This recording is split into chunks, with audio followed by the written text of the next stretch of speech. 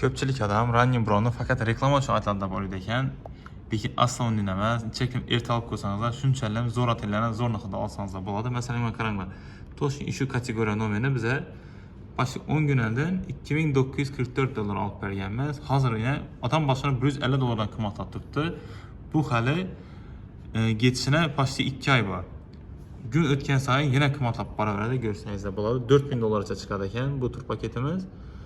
Sizlar ham buni aytaman desangizlar, bemalol kelib, xohlasangiz Antaliya, xohlasangiz yana Gruziya ham Running Brownlarimiz ketib turibdi. Bular narxlari o'zi qimmatlab boshsan. Buni ham haftadan bir klientimizga 2 odamdan $1200 dan taxlab berganmiz. Hozir o'zi yana 2 odamdan $25 qimmatlan. Bu yana chisas yaqinlashgan sayin qimmatlab ketaveradi. Gruziya ham dimzo'r borsa bo'ladigan yer. O'tgan turistlarimiz borib, xazatdan olib kelganlar. Xohlasanizlar 3 kun, Tbilisi 3 kun Batumi tur paketimiz bor. Xohlasanizlar 3 shahrida 2 kundan bo'lgan variantlarimiz bor.